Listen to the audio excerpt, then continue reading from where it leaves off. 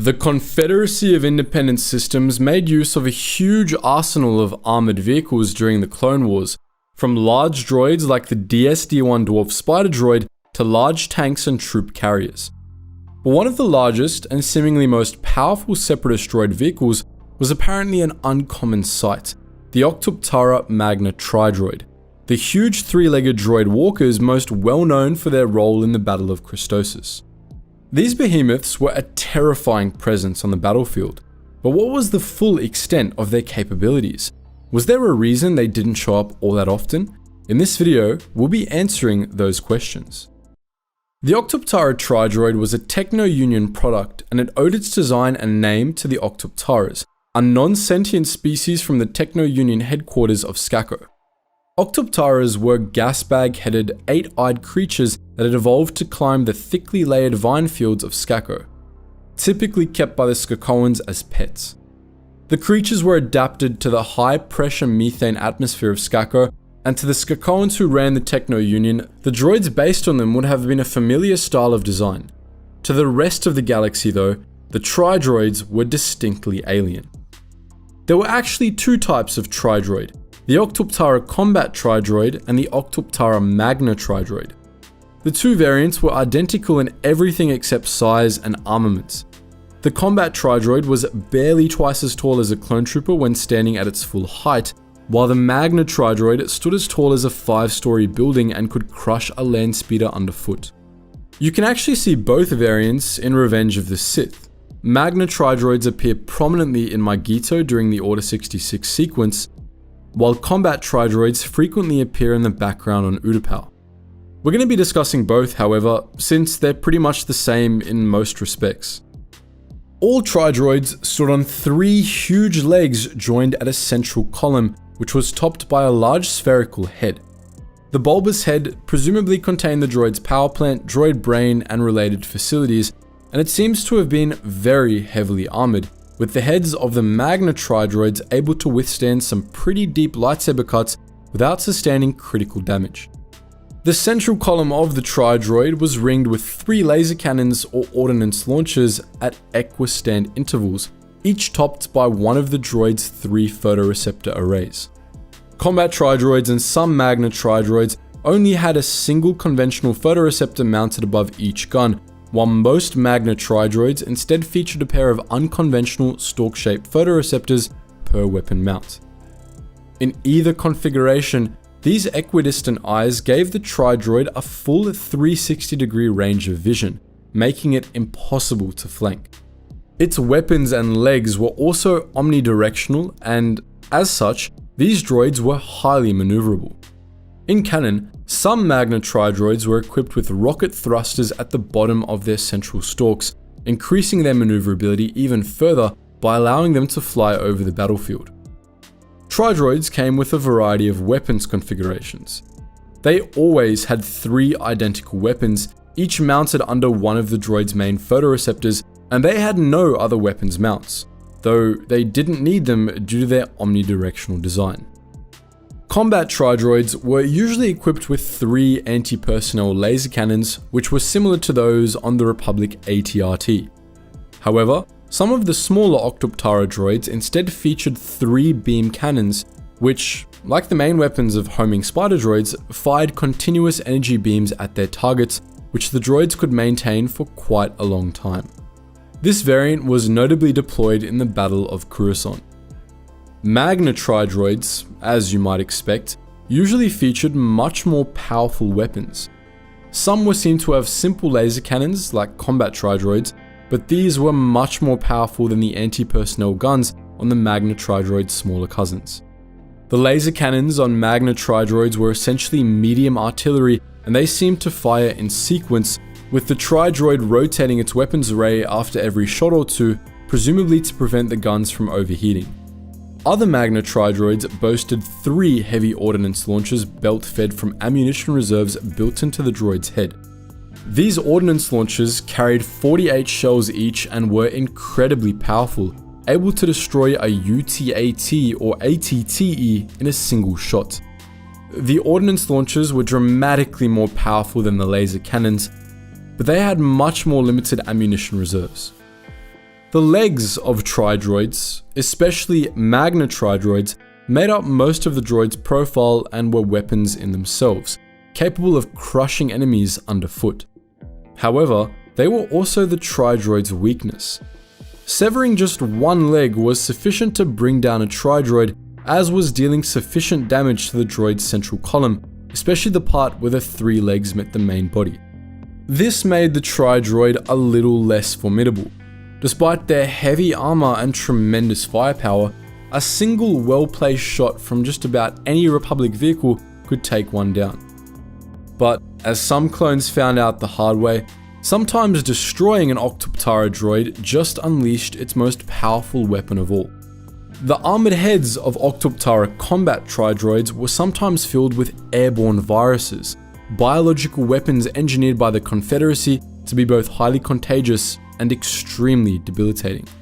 That's right, these droids weren't just extremely dangerous armored vehicles, they were also walking war crimes. These virus droids, as the clones ended up nicknaming them, were designed to unleash their bioweapons when they were destroyed, immediately infecting all organics in the vicinity that didn't have breath masks or helmet seals equipped. Morality and the laws of war aside, this was a fairly clever tactic, as it meant that clones had to be careful about destroying these droids even as they were peppered with laser cannon fire. Even when they did, they would have had a hard time pressing the advantage and advancing due to the contamination. Additionally, virus droids also had the ability to release their plagues prematurely, allowing them to charge into enemy lines and wreak havoc. The types of viruses employed with Octuptarra droids are unknown, but the following passage from the Essential Guide to Warfare paints a grim picture of their effects. Veterans of battles such as Mikesta III and Uba 4 would never forget the sight of Octuptarras picking their way through the rubble. Shrouded in veils of deadly, acidic vapor that ate through body gloves in minutes and left clone troopers convulsing and dying. Some of the Octuptarra droids seem to have carried less severe plagues, as virus droids down in the Battle of Coruscant that fell into the lower levels of Galactic City caused an outbreak of molting among the city's avian inhabitants. But apparently nothing more severe, and certainly no convulsive deaths. General Grievous, who was a fan of using diseases as bioweapons and was a big war crime enjoyer in general, regularly deployed these virus-equipped Octuptarra droids, but their use was actually controversial among Separatist leaders. Count Dooku advised against their use on the grounds that it was a really bad PR to regularly deploy war crime walkers. Newt Gunray and the Neimoidians and CIS leadership also vehemently opposed the use of plagues as a weapon, in their case because they didn't want to worsen the speciest stereotype of Neimoidians as spreaders of disease. But let's circle back to discuss a topic we touched on earlier, the seeming uncommonality of Octuptarra droids in the battlefield. Were they really that rare? And if so, why? The smaller combat Tri-Droids were said in sourcebooks to have been the original and more common variant, but they're quite rare in documented appearances, only showing up for the Battle of Coruscant, the Battle of Utapau, and the aforementioned battles of Mikesta III and Uba 4. They were apparently common enough for the virus variant to be infamous among the clones, but this just isn't reflected in Star Wars media. In any event, the combat Tri-Droid was much less formidable than its larger cousin, except for the war crime ones, and it would make sense for them to be passed over in favor of other Separatist light vehicles for many battles. Magna Tri-Droids, on the other hand, were absolute units, even if they never brought viruses to a gunfight. They made notable appearances in the Battle of Christosis, the Battle of Megiddo, and in canon, the Battle of Skako Minor, but they also haven't appeared all that much in Star Wars media, though they're seen more frequently than their supposedly more common smaller cousins. It's safe to say that the Magna Tri-Droid was definitely underutilized by the CIS, especially considering the stopping power of that ordnance launcher variant. But at the same time, it makes sense that they would see limited use. They needed a lot of space for deployment, after all, and as the Battle of Christosis shows, they were remarkably easy to take down for such behemoths. Technology across the Star Wars universe was generally pretty standardized, but there were notable exceptions to this rule. One of the most noteworthy was the Umbarans, whose advanced military technology made an appearance in Star Wars: The Clone Wars. During the show's Battle of Umbara, the Separatist-aligned Umbaran militia made use of advanced blaster rifles, armored battlesuits that imparted battle rage-inducing gas cocktails to Umbaran soldiers, and an impressive variety of highly unusual tank designs. In this video, we'll be taking a look at the 3 models of tanks employed by the Umbarans during this campaign: the hover tank, the impeding assault tank, and the mobile heavy cannon. Umbara initially stayed loyal to the Republic, but after the assassination of their senator, Medici, they seceded from the Republic. This resulted in a Republic invasion of Umbara, as the Republic wanted control of hyperspace routes through the expansion region that Umbara controlled. In the battle, the Umbaran militia itself did most of the heavy lifting, at least on the ground, posing a unique challenge to the Republic's clone troopers, who were used to dealing with the CIS droid army. A large part of the challenge posed by the Umbarans came from their assortment of unusual armored vehicles. In canon, the Umbarans' arsenal was manufactured by a company called Ghost Armaments, and the vehicles they designed tended to share 2 unusual traits. The first was a holographic control interface. All 3 of these Umbaran tanks were controlled with holographic systems that responded to even the slightest movements of the pilot's limbs, making all Umbaran craft highly maneuverable. Pilots were usually seated behind shielded cockpit bubbles, which were typically mounted on the front of a craft and could provide a clear, wide view of the battlefield ahead. Many Umbaran vehicles also made use of electromagnetic plasma cannons, which were the primary weapons on the hover tank and mobile heavy cannon. These appear to have functioned similarly to railguns, using conducting vanes to charge up and launch balls of high-energy plasma at high speeds. These weapons had long ranges and were extraordinarily destructive. The power of their plasma rounds appears to have been variable, but even on the lower settings, they could wipe out whole platoons of advancing infantry, and on high power, they could pulverize blast doors with ease. Now to talk about the Umbaran tanks themselves, starting with the hover tank. These appear to have been the standard armored vehicle within the Umbaran militia, and they were deployed in large numbers during the Battle of Umbara. The design of the hover tank was elegant and simple, consisting of a cockpit bubble suspended between 2 electromagnetic plasma cannons, which featured repulsor lifts on their undersides. They almost resembled TIE fighters, particularly TIE interceptors. The bulk of the hover tank consisted of its wing sections, which housed the main guns, their conductor vanes, and the tank's repulsor lifts. When the tanks weren't in use, these wings would swivel downwards and the conductor vanes would spread out and act as landing stilts, much like the arms of a vulture droid. Unlike the other Umbaran tanks, the hover tank lacked onboard shield generators, apart from the bubble shield generated around its central cockpit. It was fairly well armored, especially around the cockpit bubble, but its lack of shields still made it the weakest of the Umbaran craft, able to be disabled by fire from Republic ATRTs. Its wing sections, which housed the craft's repulsor lifts, could be fired on to disable the tank, and seemed to be the hover tank's main weak points. The hover tank was still a force to be reckoned with, however, especially since the Umbarans liked to deploy them en masse. Its twin electromagnetic plasma cannons were devastating, able to rip through advancing infantry and light vehicles with ease, and for such small craft, they could do a wildly disproportionate amount of damage. Another Umbaran tank model was the Impeding Assault Tank, also known as the IAT or the Umbaran Crawler Tank. These centipede-looking war machines consisted of 10 armored segments, each with a pair of legs, which allowed these monsters to move like enormous insects. The IAT was not only highly mobile, but also capable of burrowing underground, allowing it to surprise enemy forces by bursting out of the ground like some sort of messed up plasma-spewing sandworm. Like the Umbaran hover tank, each IAT was manned by a single pilot. It's unknown if the IAT had interior sections apart from the cockpit, and whether its various guns were independently manned, independently automated, or slaved in some way to the pilot. The IAT had 12 segments, each of them heavily armored. The middle 10 were all identical, boasting 2 legs and a top-mounted double-ended blaster cannon, while the head and tail of the tank were unique. The tail also had a pair of legs but boasted heavier guns while the head was legless, better armed, and contained the cockpit bubble. The whole tank was shielded, making it incredibly difficult to destroy. It took high explosives to pierce the shields and destroy the tank. This wouldn't have been a problem for heavy vehicles, but the IAT was specifically meant as an anti-infantry vehicle, and infantry would have a much harder time taking these monsters down. The IAT lacked the electromagnetic plasma cannons of the hover tank, but it made up for this with a whole lot of blasters. Each IAT featured 10 double-ended blaster cannons, one per segment, which were extremely effective against infantry. The tail segment featured 2 rear-mounted twin laser cannons, which were extremely powerful and could bring down light vehicles as well as infantry.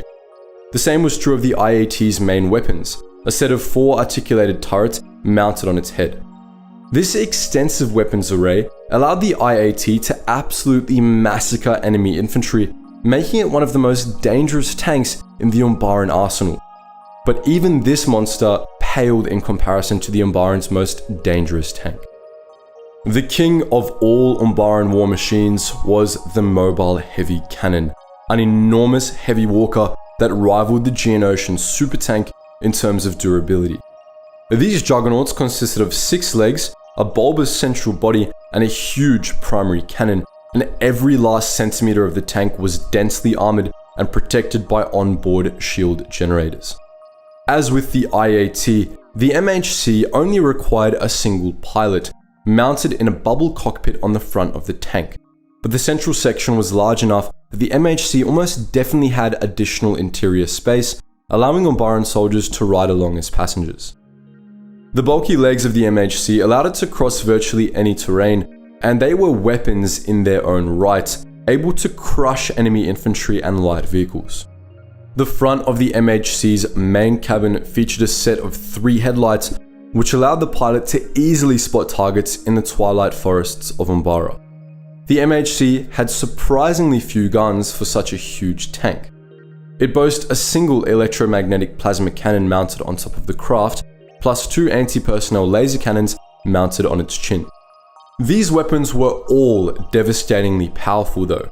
The laser cannons could mow down anything or anyone that got too close to the MHC, while the main cannon could vaporize enemy tanks or entire advancing infantry units.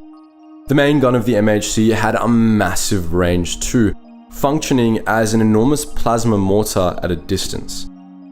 During the Battle of Umbara, the 501st Legion was only able to stop these monsters by stealing Umbaran starfighters and using their own electromagnetic plasma cannons to bombard the tanks from above. On the other fronts of the battle, the MHC was undoubtedly a force to be reckoned with. In canon, it made such an impact that, after the Clone Wars, the Empire co-opted the design, modifying it slightly before deploying it on the front lines of the Galactic Civil War. In Legends, it's unknown what became of any of the Umbaran military's hardware after the Clone Wars, but the MHC was nonetheless an absolute beast. All 3 of these Umbaran tanks were some of the most advanced war machines ever deployed during the Clone Wars, and their effectiveness is undeniable. But no amount of advanced technology was able to save the Umbaran Separatists from defeat in the fight for control of their homeworld. As the Empire would later learn, technological superiority wasn't everything, and more often than not, it's the side with the stronger will, not the stronger firepower, that'll win the day in the Star Wars universe. Every Star Wars antagonist worth their salt needs a sufficiently menacing starfighter. Darth Vader has the TIE Advanced, Darth Maul has the Sith Infiltrator, Count Dooku's got his Solar Sailor, and General Grievous has the Soulless One. Grievous's personal starfighter appears in Revenge of the Sith and in a few episodes of Star Wars The Clone Wars, but it makes quite the impression for a craft with so little screen time. The Soulless One was also a very versatile ship, and in this video, we'll be taking a closer look at it. The Soulless One was a mollified Belbur Lab 22 starfighter, a class of heavy starfighter made by Hyena Bomber Scalable Assemblies, Techno-Union member company based on Utapau. Hyena Bomber designed the Belbur Lab 22 to complement its Porax 38 starfighters, which it produced for Utapau's Planetary Defense Force, but the Soulless One was custom made for General Grievous shortly before the Clone Wars. Grievous, who apparently had an appreciation for Utapauan starships, also commissioned a variant of the Porax-38, the rogue-class starfighter, to be piloted by his Magna Guards. Solus 1 typically flew with a squadron of these craft known as the Escort Flight, which was composed of the Confederacy's most elite Magna Guard pilots. As befitting a craft custom built for the Supreme Commander of the CIS, the Solus 1 was a very versatile ship. Grievous was able to command his forces and monitor tactical chatter from its cockpit, and its onboard hyperdrive was top of the line, allowing Grievous to make quick trips between many fleets under his command. The Solus 1 was, of course, equipped for combat, but Grievous didn't use it all that much as a proper starfighter. He preferred to either fight his enemies hand to hand or oversee their destruction from the bridge of a warship, and he mostly used the Solus 1 as a shuttle, often to flee battles that he stood no chance of winning, which led some of his enemies to nickname the craft the Spineless One. It's worth noting that the Solus 1 wasn't the only Belbullab 22 in Separatist service. As a Techno-Union member, Hyena Bomber was contracted to build several classes of starfighter for the Confederacy over the course of the Clone Wars, with the Belbullab 22 being one of them. Hyena Bomber also built two variants of the craft specifically for the Confederacy, the Belbullab 23 Heavy Assault Craft and the Belbullab 24 Strike Bomber, both of which closely resembled the Belbullab 22 and the Solus 1. If you've played the original Battlefront 2, you might remember the Belbullab 24 from the game's space maps. The Solus 1 consisted of two tall, bulbous wing-like structures attached to a long central section, all densely armored. The craft was less than 7 meters long, even smaller than the TIE Interceptor and other relatively tiny starfighters. The main reactor appeared to have been located toward the front of the central section, while auxiliary power systems were located in the outboard sections. The craft's main ion thrusters sat just under the cockpit, and their trajectory could be adjusted with a rear-mounted thrust vectoring fin, which flipped up when the Solus 1 landed. The wing sections each featured a pair of auxiliary thrusters, as well as lateral thrust ducts for added maneuverability and last-minute course correction. All these thrusters gave the Solus 1 incredible speed and maneuverability. It had a maximum in-atmosphere speed of 1,100 km per hour, and was even more agile than the famed Jedi Interceptor. This helped Grievous quickly escape battles that were turning against him, allowing him to get some distance from his enemies before he jumped to hyperspace. During the Clone Wars, starfighters with integral hyperspace capability were somewhat rare, and the Solus 1 was one of only a few Separatist craft to have it. The ship was equipped with an ultra-fast, top-of-the-line Class 2 hyperdrive located just in front of the cockpit, which allowed Grievous to cross large swaths of the galaxy in just a matter of hours.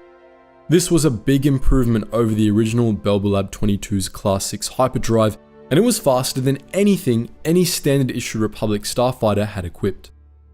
The Solus 1's cockpit, located toward the starfighter's rear, could only seat a single pilot, but it was fairly roomy, featured full life support systems, and was hooked up to highly sophisticated sensors and communications transceivers. The craft's main sensors were located in armored cones at the front of the craft and provided Grievous with a wealth of tactical and astrographical information while in combat. His ship's communications transceivers, meanwhile, were some of the best in the galaxy, designed to give Grievous full access to the Separatist battlenet from just about anywhere. Thus, from the cockpit of his starfighter, Grievous could monitor and issue orders to CIS forces all over the galaxy, and he could also tap into Republic and Pirate holonet frequencies as well, allowing him to eavesdrop on the enemy and avoid battles he couldn't win. The Solus 1 also had built-in sensor jammers, which made it hard for enemy fleets to spot and doubly hard for Republic forces to listen in on his own communications. The Solus 1 was heavily armored on just about every facing, and Grievous had an extra layer of impervium armor added as an extra precaution, which meant that this little ship could shrug off shots from anything short of a turbo laser. To augment the ship's defensive capabilities even further, the Solus 1 also had deflector shields, with the shield generator located just aft of the cockpit. As if all that wasn't enough, the Solus 1 was also armed. It boasted a pair of triple-barreled rapid-firing laser cannons, though Star Wars The Clone Wars depicts it with single-barreled laser cannons instead, perhaps indicating that the triple guns were added in a late war retrofit. These could tear through just about anything or anyone unwise enough to get in Grievous's way, and when coupled with the Soulless One's sensor jammers and other defensive systems, they made this starfighter one of the toughest in the galaxy. The Soulless One's history was about as colourful as General Grievous's. The craft made appearances all throughout the Clone Wars, beginning with the first Battle of Geonosis, when Grievous used it to flee the battle following Count Dooku's order to retreat. On the way out, the Soulless One was spotted by the clone commandos of Delta Squad, who transmitted video of it to their superiors. Initially, Republic analysts were unable to identify the ship. Unbeknownst to them and the men of Delta Squad, it was their first glimpse of the Republic's most fearsome enemy. After Grievous made his public debut in the Battle of Hypori, the Soulless One was seen more often. Grievous regularly used it to retreat from battles that weren't going his way, as exemplified by several seen in Star Wars The Clone Wars. In the Battle of Khalida Nebula, Grievous used the Soulless One to pursue Anakin Skywalker's freighter, the Twilight, as it fled the Malevolence, and he later used it to retreat once the Malevolence was destroyed. A few weeks later, Grievous used the ship to flee the Battle of Bothawoy and to escape the destruction of Skytop Station. In the latter example, Grievous piloted the craft with only one hand, as he had lost one in the battle aboard the station. Grievous piloted the Soulless One in a late war mission to Utapau, yet again to pursue a transport carrying Anakin Skywalker and Obi-Wan Kenobi. After this mission, the Confederacy began to set up shop on Utapau, turning Pau City into a redoubt for the Separatist Council. While his forces were deployed on Utapau, Grievous kept the Soulless One on a private landing pad in Pau City. During the battle, Grievous fled to this pad during his battle with Obi-Wan Kenobi, only to be fatally shot mere meters from his escape craft.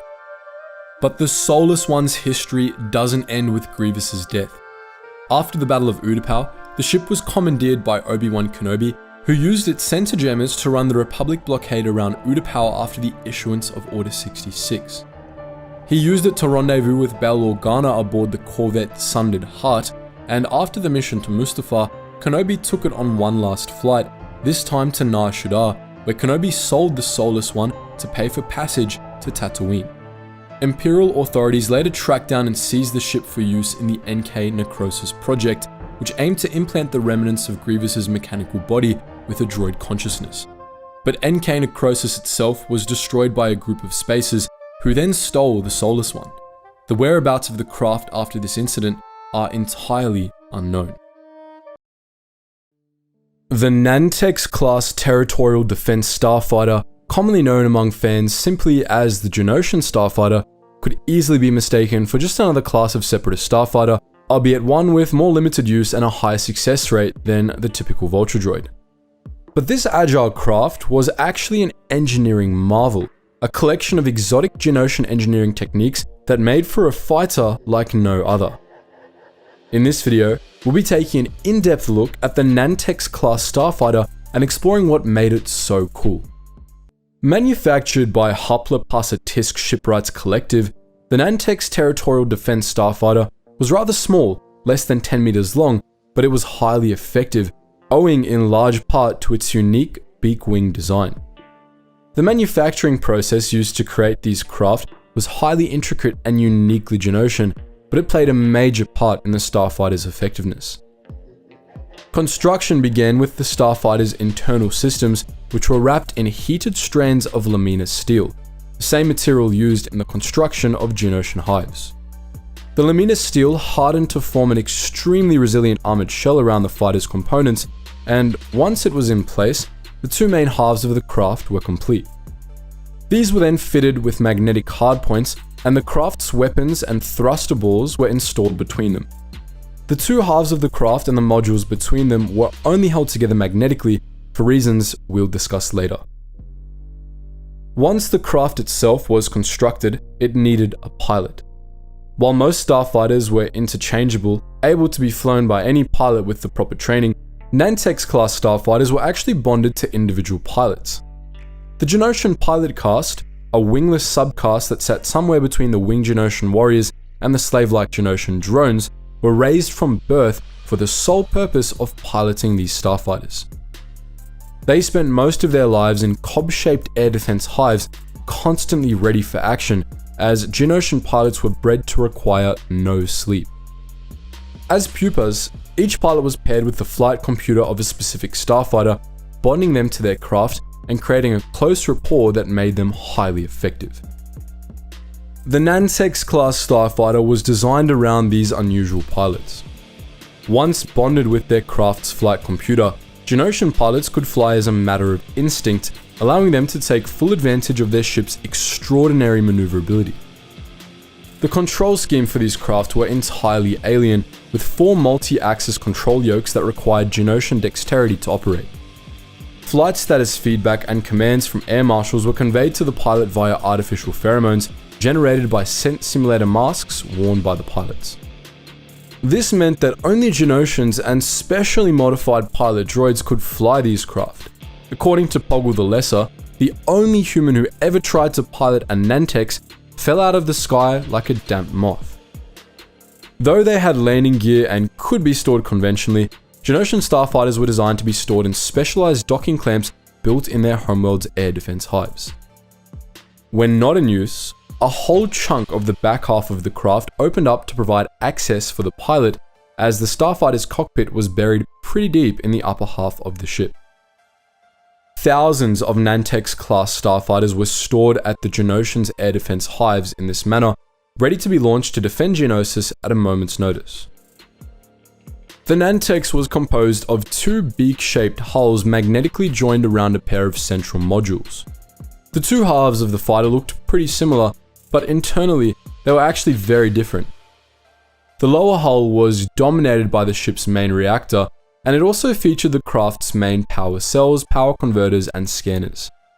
The upper hull, meanwhile, contained the cockpit, flight computer, communication systems, fuel tanks, and gravity generators. The beak-shaped front sections of the hulls each featured inertial compensators, shield generators, and tractor beam projectors.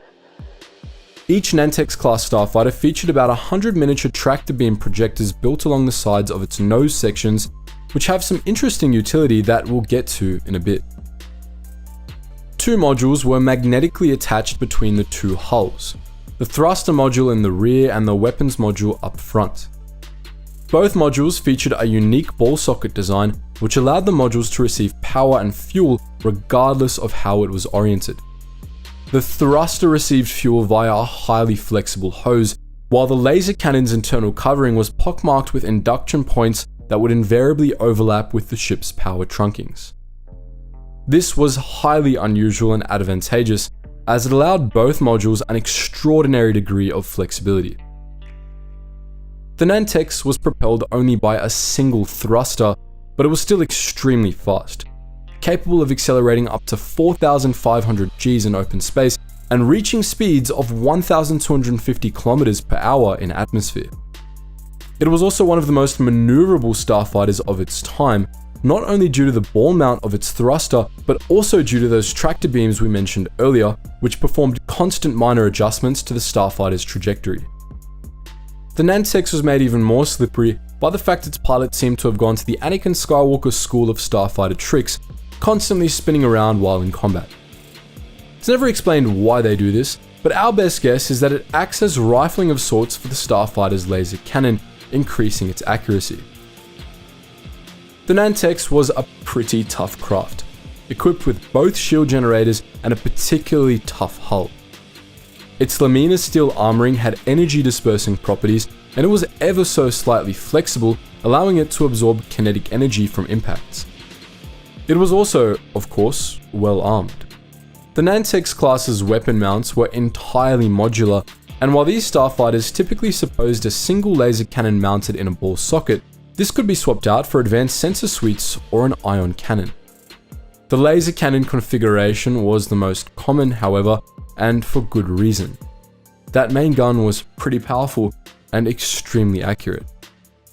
Its accuracy was further bolstered by the starfighter's tractor beam projectors, which could adjust the trajectory of laser cannon bolts and even lock onto enemy craft, slowing them down and making them easier targets.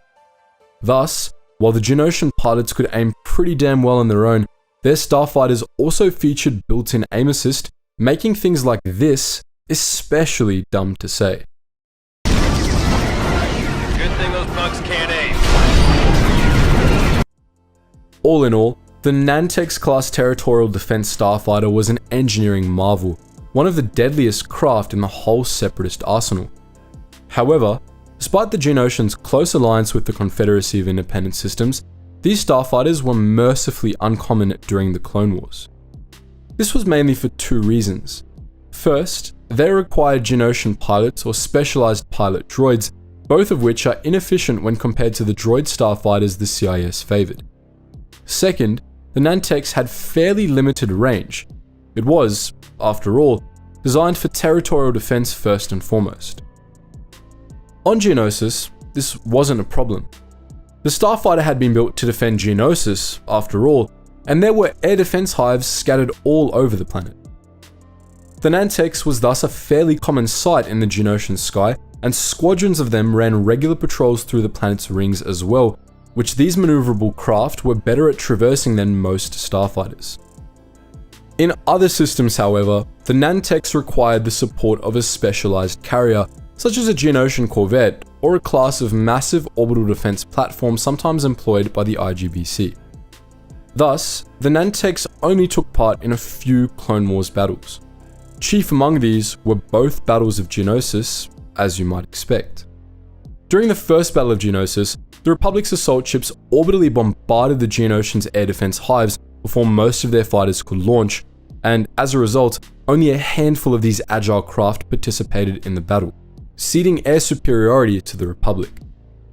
This lack of air superiority was largely what cost the Separatists the battle, and thus, during the second battle of Geonosis, air superiority was a major focus for the Geonosians. They deployed swarms of Nantex-class starfighters before the Republic could shell their hives, and with support from Geonosian artillery, these fighters made a massive impact on the early phase of the battle, inflicting massive casualties on Republic forces. Apart from these two battles, however, the Nantex-class only featured in two notable campaigns: the Hunt for the Decimator, where a few squadrons of them supported the armies of Severance 10, and the Battle of Munilinst, in which swarms of droid-piloted Nantex-class starfighters fought to defend the Banking Clan homeworld.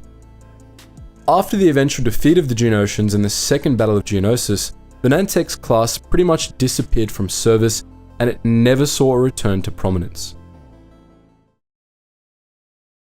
Say what you will about the quality of its battle droids, but the CIS army certainly had style.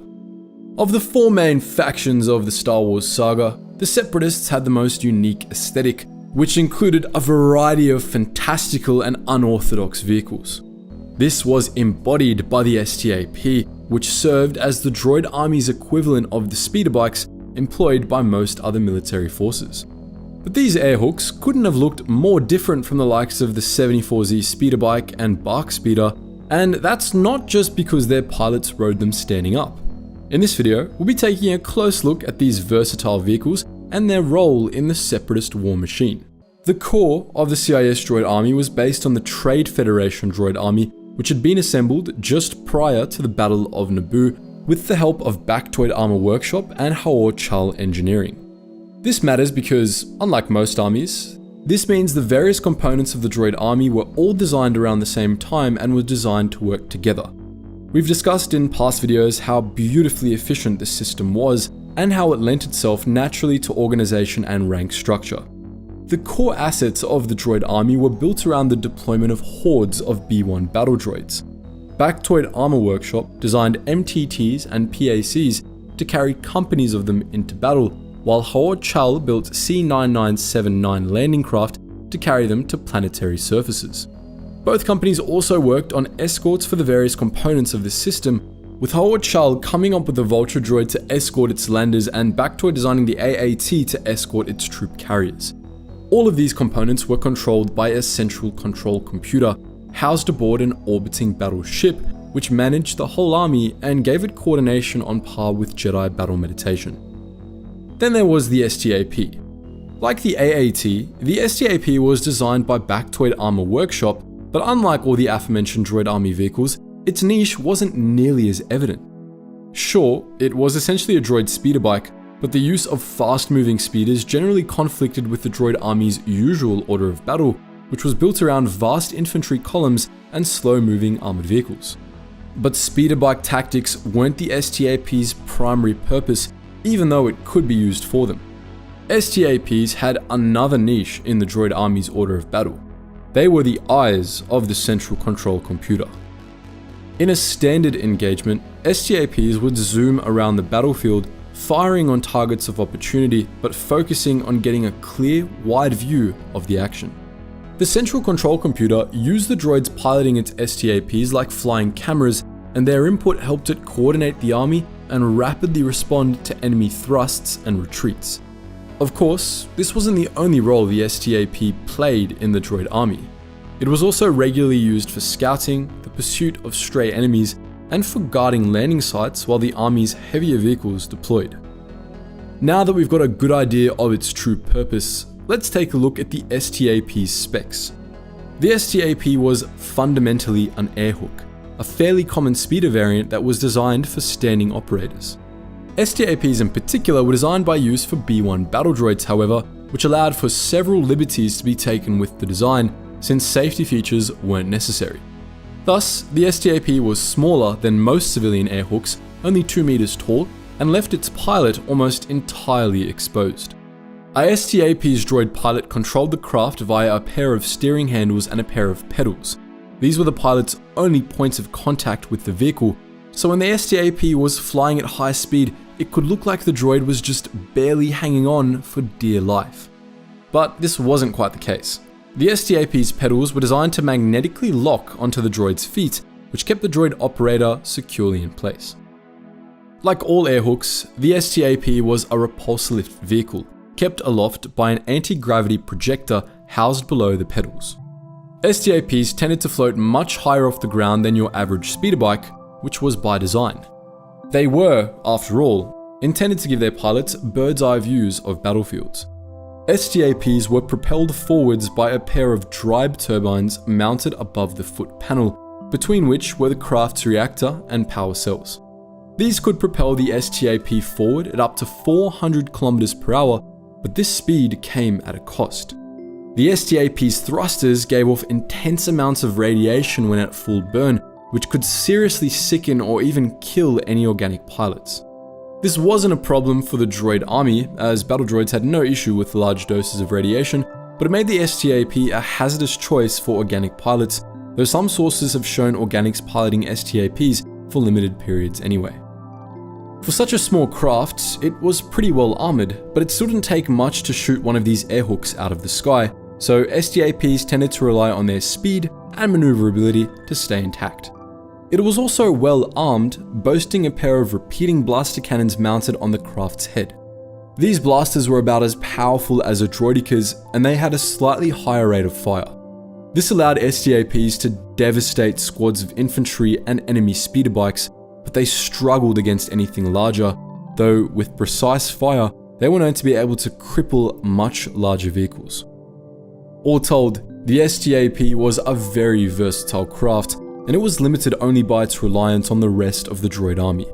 The STAP's high voltage power cells were only good for a few hours, after which the STAP would have to recharge at the nearest C997 landing craft or a Separatist facility with the appropriate recharging cradles.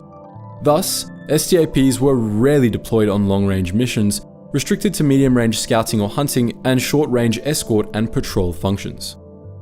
Like the rest of the Trade Federation droid army, the STAP first saw use in the invasion of Naboo. These craft were first deployed from the Trade Federation's landing craft when they touched down in Naboo's jungles, and STAPs initially served to guard the droid army's landing sites and perform short-range scouting, while the landing craft disgorged their tanks and troop carriers. Other STAPs pursued the Jedi that had snuck aboard the landing craft, escorted the army's heavier vehicles during the assault on Theed, and acted as eyes in the skies for the central control computer during the Battle of Naboo. After the Battle of Naboo, the STAP didn't see all that much action for a long time, but it saw a resurgence with the outbreak of the Clone Wars, this time as part of the CIS droid army. But during the Clone Wars, the STAP was greatly reduced in prominence, mainly for two reasons. Firstly, the CIS droid army had a much broader variety of combat vehicles than the Trade Federation army did, with the private armies of other corporate factions supplying many vehicles that crowded out the niches formerly ruled by the AAT and STAP. Secondly, unlike the Trade Federation droid army, the CIS wasn't as reliant on central control computers. It used them often to provide greater coordination, but its battle droids were nonetheless capable of operating on their own. With the central control computer much less vital to the success of the droid army, the use of the STAPs waned.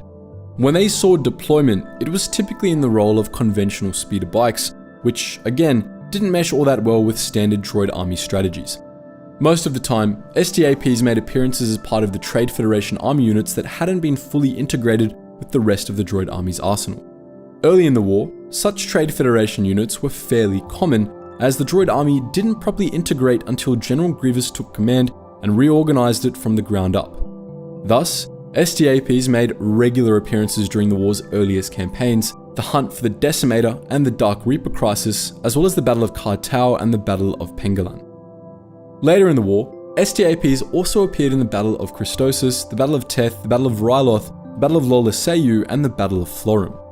An additional notable appearance on Naboo tipped the Republic off to the presence of a hidden Separatist base on the planet, preventing the release of the Blue Shadow virus back into the galaxy. As the Clone Wars went on, however, the STAPs slowly started to disappear from active use as the Separatists opted to use more suitable light vehicles. By the time of the Outer Rim sieges, the STAP was an uncommon sight. Hyena-class droid bomber, or Hyena Bomber, was a droid-operated starfighter used by the Confederacy of Independent Systems during the Clone Wars. It was designed for heavy artillery bombing runs, but also served as a fighter if supported by other, more offensive craft.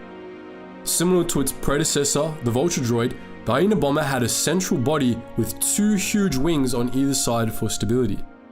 It was designed to be heavier and sturdier than its predecessor, but still lighter than most manned starfighters, which significantly reduced manufacturing time and costs. Two head units were mounted on top of the body, one of which housed 3 photoreceptors that made up the bomber's sensor system. Finally, the bomb bay, where ammunition was stored, was located in the main body's underside. One of this bomber's greatest strengths was its incredible versatility. It was effective both in deep space and planetary atmospheres, reaching speeds of up to 1,150 km per hour. Additionally, when on the ground, it could enter walker mode. In this mode, the wings folded under the body to form legs. This allowed the bomber to support ground troops with heavy artillery fire.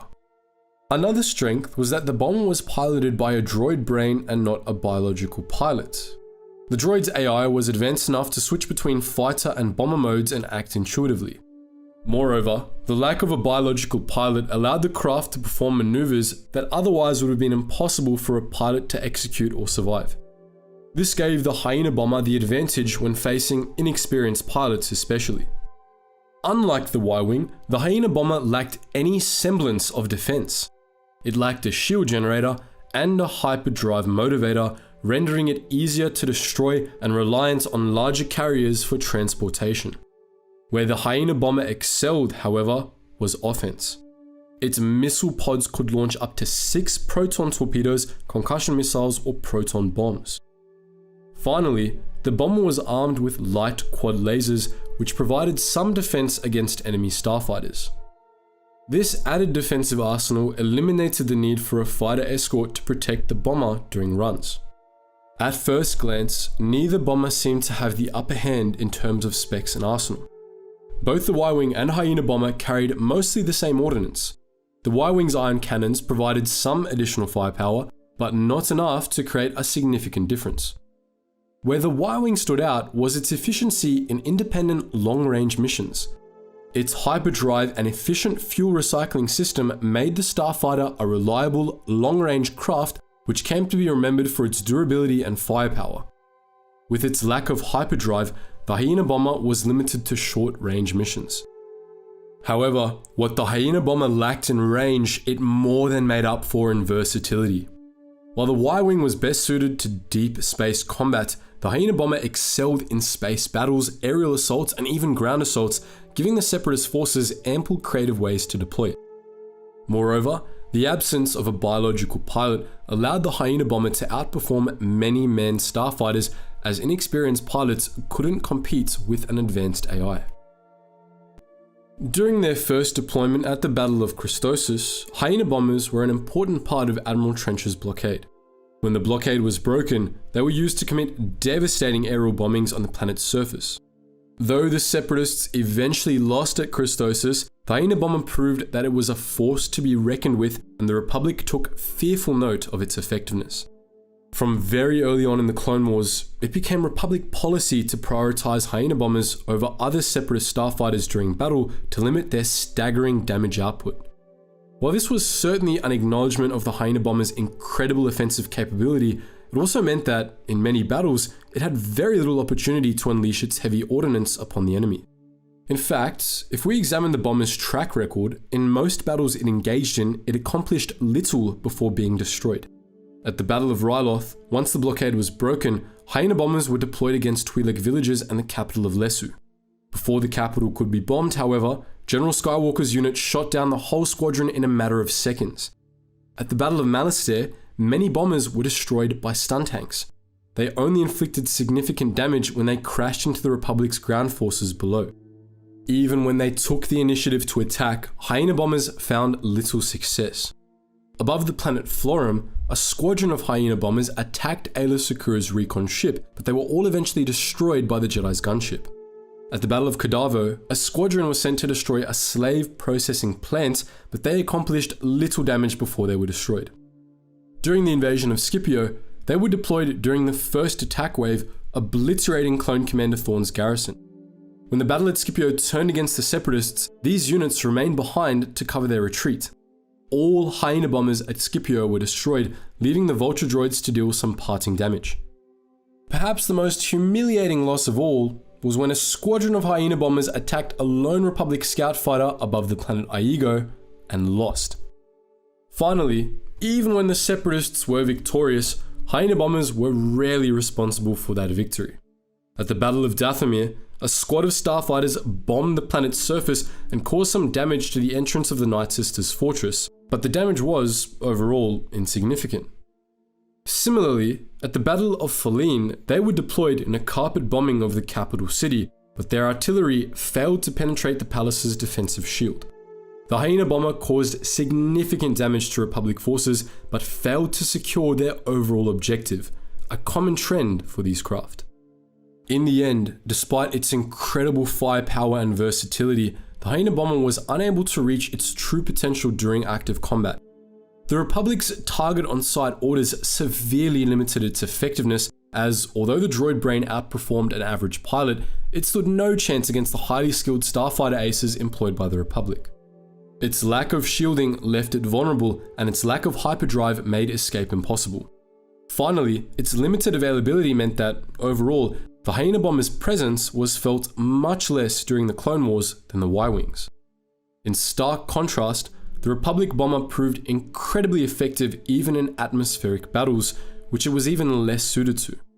The Republic's skilled pilots used the bombers to their full potential, claiming victory after victory.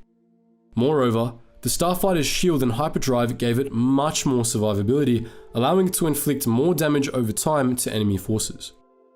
In conclusion, although the Hyena Bomber looked good on paper, it was significantly outperformed by the Y-Wing in actual combat. Thus, we have to declare that the BTLB Y-Wing was, objectively, the superior bomber of the Clone Wars.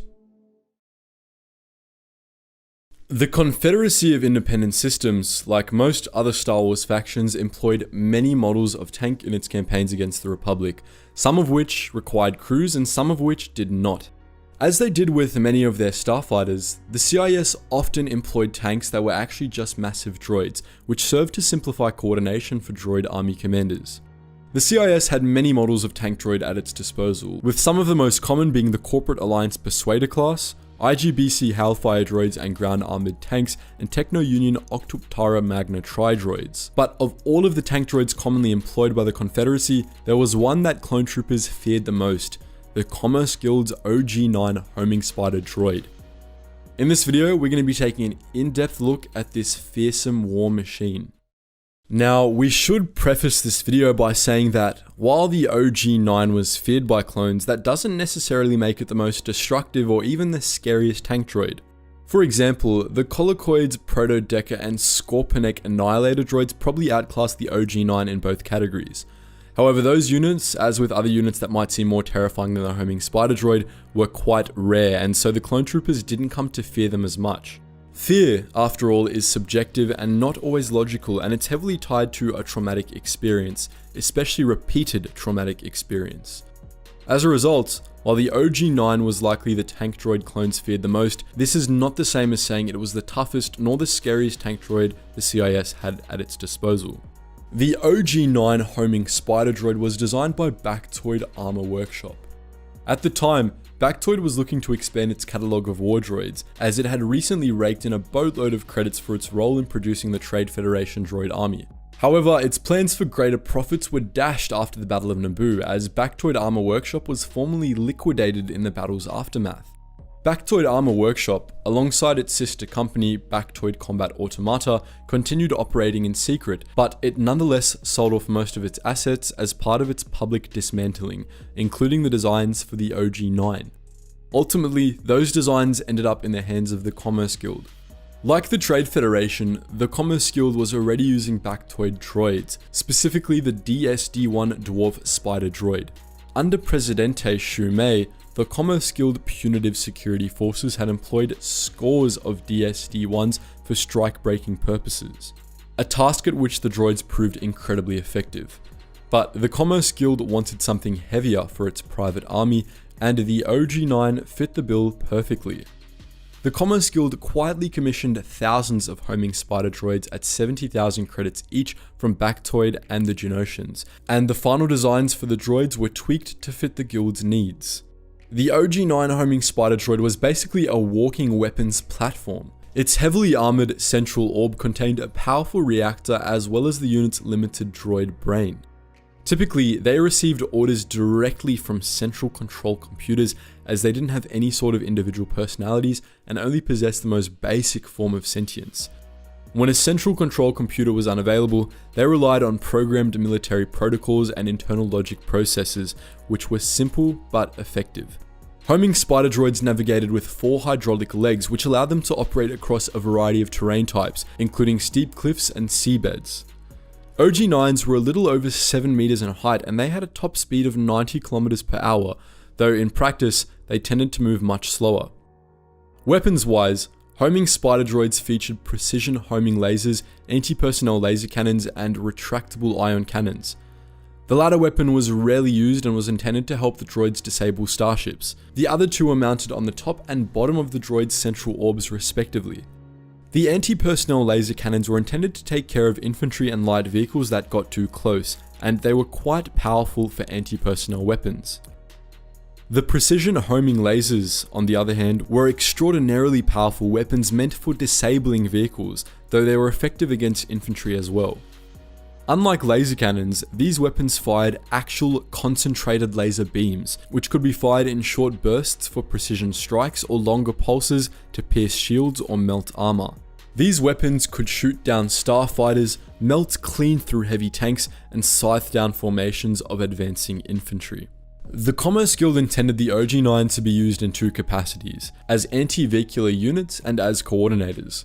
Homing spider droids were officially classified as self-propelled artillery units, somewhat like the Republic's SBHAT, and the punitive security forces likely only brought them to bear against full-fledged insurrections. In direct combat, they would easily be able to shred large groups of insurgents and destroy both ground-based vehicles and starfighters. Additionally, the Commerce Guild had the OG-9 design so it could network with the DSD-1 Dwarf Spider droids, allowing it to act as a coordinator for the smaller droids. Dwarf Spider droids typically employed their larger cousins as a sort of hive mind, sending constant feeds from their various scanner systems back to the OG-9s for analysis. The OG9s would then be able to communicate useful information back to all DSD-1s connected to its network. The Commerce Guild generally used this link in two ways. If an OG9 was deployed alone, it could signal for dwarf spider droids to reinforce it in a pinch. More commonly, groups of DSD-1s were deployed as scouts, which would split up, search for targets, and bring a homing spider droid over if they found one. The punitive security forces grouped OG9s into spider droid units, which consisted of 1 OG9 and 4 DSD-1s. When the Clone Wars erupted on Geonosis, OG9 homing spider droids and their dwarf spider droid counterparts were deployed in large numbers. The Commerce Guild dispatched 7,500 OG9s to cover the retreat of their starships, and though the Republic ultimately won the day, these fearsome tank droids definitely proved their worth, as even the Jedi that were present on Geonosis walked from the battle knowing that the OG9s were not to be trifled with. Following the Battle of Geonosis, the Commerce Guild punitive security forces were folded into the CIS military, and the Guild's spider droids became a part of the droid army. Homing spider droids were used a bit differently in the Clone Wars than they had been used previously. The Confederacy deployed homing spider droids in much greater numbers than the Commerce Guild had, upping the average ratio of OG9s to DSD-1s from 1 to 4 to 1 to 2. The OG9 quickly became a favourite of the Separatist commanders. After Geonosis, they saw extensive use in both the Hunt for the Decimator and the Dark Reaper Crisis, two of the war's earliest campaigns, as well as in battles on Atrakan, Tea, Munilinst, Hypori, Brental 4, Jabim, Praesitlin, Sarish, Zagobah, Baldemnik, Seleucami, and Felucia, just to name a few. The Republic's clone troopers quickly learned to fear the OG9 more so than any of the other Separatist droids. Of the units commonly deployed by the CIS, no other droid combined destructive potential and a lack of easily exploitable weaknesses, as well as the homing spider droid. The similarly feared Hailfire droid at least would run quickly out of missiles, while the homing spider droid had no such shortcomings. It did have a few weaknesses, however. If its reactor core was punctured, it would violently explode and destroy the whole droid, and if one of its legs were destroyed, the whole droid would fall over. But these reactors were well armoured and very hard to pierce, and destroying the legs was easier said than done. Furthermore, none of these weaknesses could be exploited by clone infantry. If you were on foot and up against one of these bad boys, your only hope was to get right under it, which obviously was virtually impossible. But that's not the only reason why clones were terrified of the OG9. They were quite destructive on top of their lack of exploitable weaknesses. If you were up against a homing spider droid, nothing was guaranteed to save you, not even LAATs or ATTEs, which the Republic relied upon so heavily in the early years of the conflict. The main laser of the OG9 could destroy practically anything, from air support to SBHATs. Most Republic vehicles would go down with one shot from this powerful weapon, and once vehicles were dealt with, homing spider droids would turn their lasers on infantry to devastating effect. They would fire the weapons in the sort of sustained bursts used to melt through heavy armor, and then sweep them across infantry formations, gruesomely butchering entire platoons. It was this fate that most of the 416th Star Corps met in the Battle of Tea, an extremely bloody battle which took place 3 months into the Clone Wars. On Tea, Jedi General Crook and the 416th were sent to destroy a crashed core ship that droid units had turned into a bunker. A core ship that had been carrying hordes of spider droids. The Republic ultimately won the battle, but the droids fought so fiercely that nearly all of the clones present were killed. Many of them were sliced up by the homing lasers of the OG9s, which were able to claim a strategic firing position and easily pick off the advancing clones. Kakruk was so horrified by the carnage of this battle that, for a short time, he abandoned the Jedi Order entirely. The icing on the cake is that, even if a clone were to hide somewhere an OG9 couldn't reach, the droids would still be able to call in DSD-1s to flush them out. Dwarf spider droids were almost always deployed alongside their larger cousins, and since they were specifically designed to fight in tight spaces, this meant that even hiding was ineffective against homing spider droids. All clones could do when faced against OG9s in battle was pray their side had enough firepower to finish them quickly. As the Clone Wars progressed, the Republic started to develop new kinds of armoured vehicles, many of which had a better chance against the OG9s. But by this point, fear of the homing spider droid had spread throughout the clone ranks, and it was too entrenched to be allayed by some shiny new piece of hardware. By the Outer Rim sieges, hardened veterans and even Jedi would hesitate when these monstrous droid walkers appeared on the battlefield.